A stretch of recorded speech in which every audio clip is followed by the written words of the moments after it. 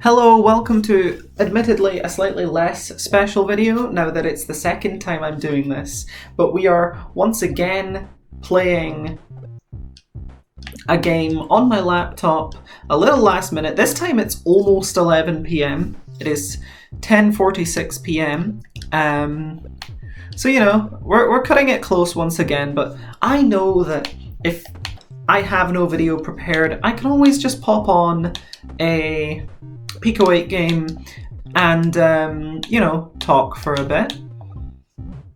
So, you know, talk for a bit is what I'll do. But before I get to the talking for a bit, I do want to talk for a bit about the game we're playing.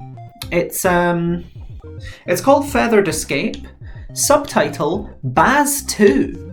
Now, those of you who are huge Melon Keeper Gold fans will probably remember the first Pico 8 game I played on this channel was an endless high score game called Baz. And in that game, you jumped from side to side of these like razor blades and you tried not to die, basically. And the longer you went, the faster it got, but equally the higher your score got, right? And today, I just came across this sequel to Baz, and I was like, oh, that seems like an appropriate game to play. This time, it's actually a platformer, and I've got to say, it controls pretty neat. You have this really high jump, and of course, the longer you hold jump, the higher you go. This is a concept that whenever I'm playing Mario with people, like casuals, like my parents, my siblings, my boyfriend.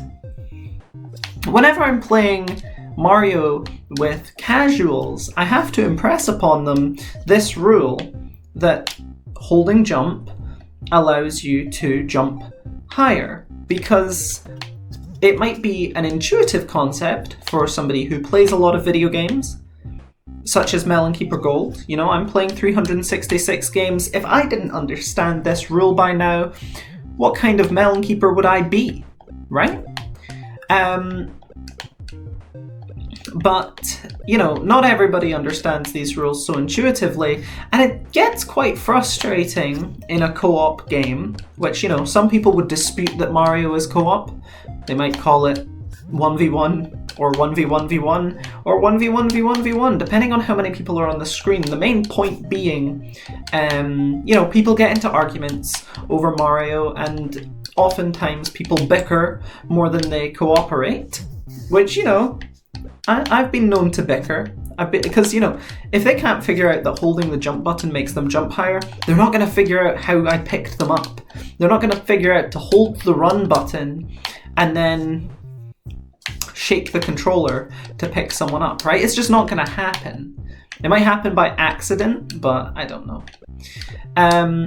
But it does get frustrating in a co-op game when they don't fundamentally understand the controls at all.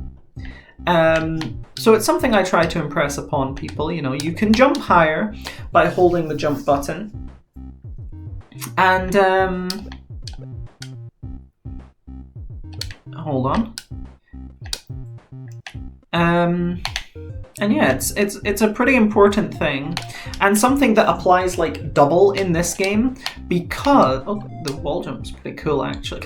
I want to talk about that for a second. The wall jump really like accelerates you away from the wall quite quickly. This is something that I really like. I think that's really cool. It's kind of Melee-esque, because in Melee you can get a lot of forward momentum from wall jumping, but it's definitely more extreme in this game. But that's a really cool thing from like a speedrunning perspective, going for a wall jump. There's like extra reward going for a wall jump where you wouldn't usually need one because you can get more speed. I think that's such a cool mechanic, and it's something that I would love to implement if I made a platformer, which admittedly I'm working on a platformer.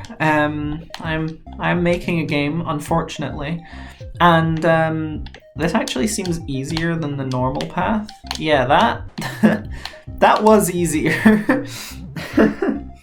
It's funny, I went the like harder way, but oh my god, this is just like Baz.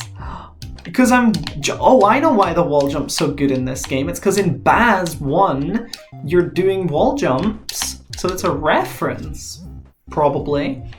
That level was a lot like Baz. I love how some of the levels have like a lot of verticality to them, and others are just like single screens. It's pretty cool to see like different kinds of level design, because a lot of Pico 8 games, they'll like have all single screen levels, like Celeste only has single screen levels.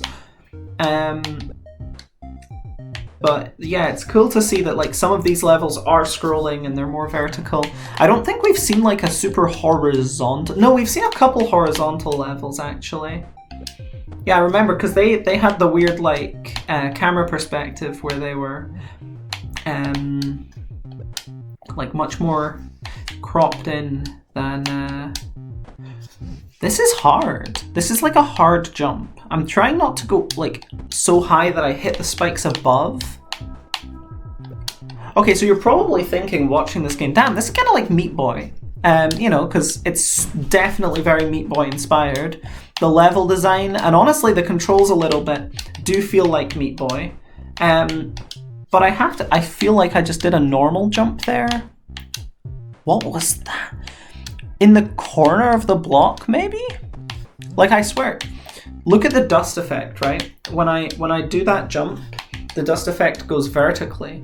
But you saw there, I did like a horizontal... Yeah, look. Huh. Is that like a thing you can do on any wall? Or does it have to be like at the bottom of a block? I'm curious about that mechanic. It might be a bug. It doesn't feel like a bug. It feels like... maybe. I don't know. Anyway, what was I saying? Yeah, you're probably thinking, oh, this is really Meat Boy-esque. And yeah, it is Meat Boy-esque. But, you know what it's kind of reminding me of? Can Your Pet. And if you don't know about Can Your Pet, it's this like Flash game. Maybe it's not a Flash game. But it's this like game where it's like, oh, can your pet like run? Can your pet swim? Stuff like that. And you have this little chicken guy that you're basically training to do all these things. But the twist of the game... oh, what? There's double jump? Oh, no. There's not double jump. There's infinite coyote time. Like, if you fall off of a ledge, you don't lose the ability to jump. That's what I was doing.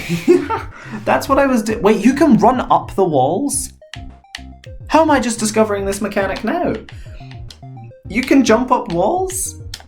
This game's really cool. I have to admit, I'm very much enjoying this game actually. I might speedrun this. I mean, it's precision platforming, which historically has not gone like well for me when I try to speedrun it, but like it's fun, it's cool. I gotta... What? You can run on the top of the ceiling? That's so cool. So wait, can you do like this and then run on this? I don't know. I'm very impressed by this. This is so fun.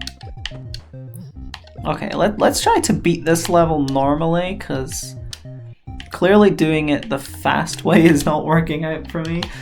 And just run. No, I fell.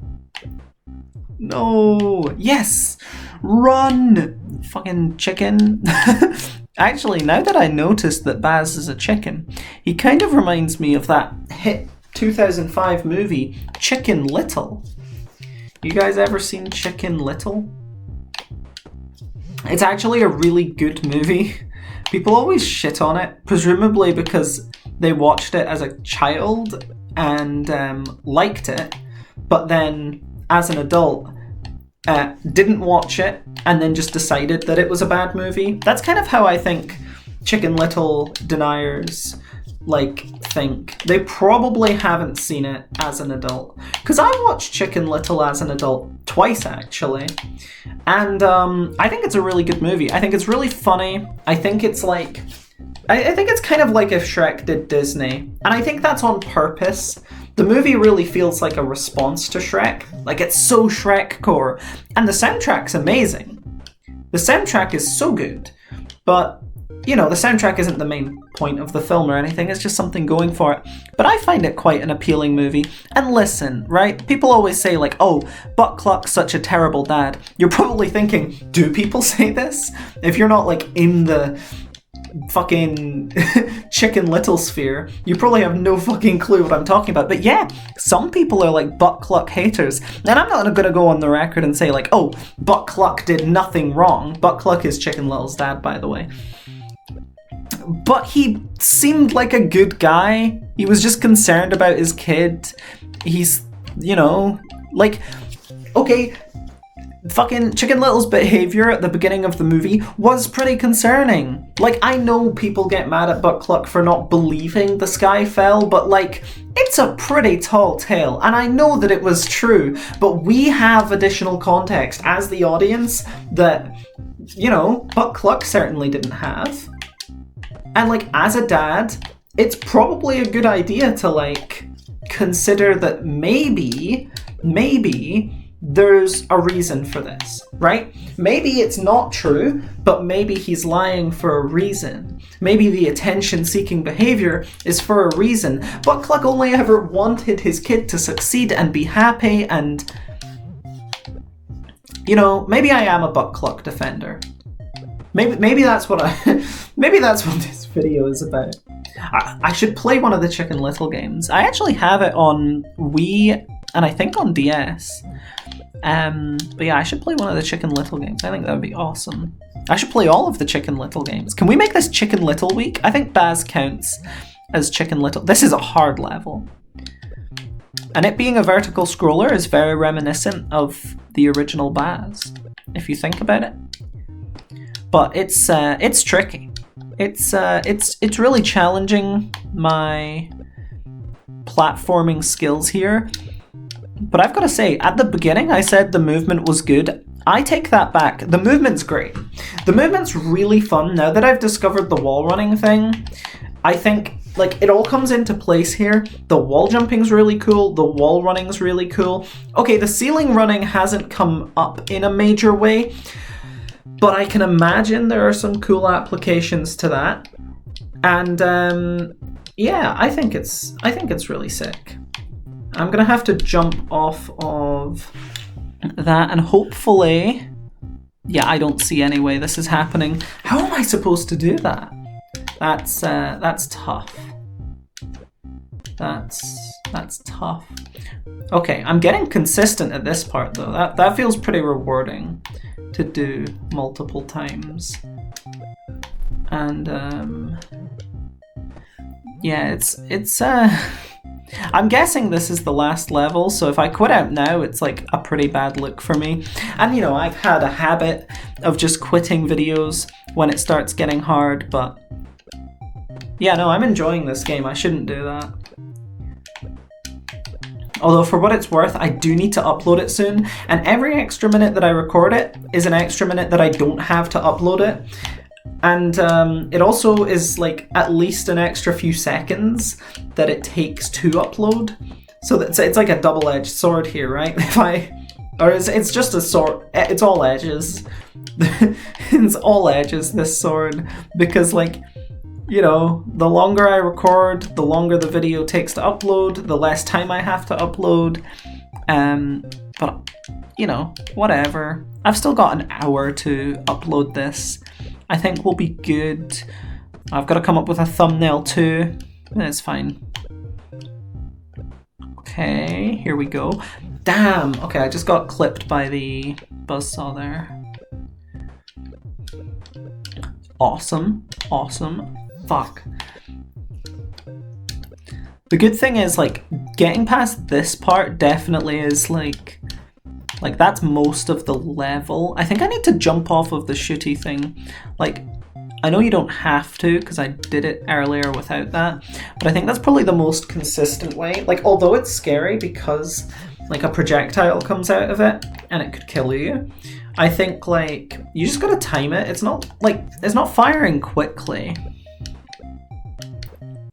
Oh, that was sick.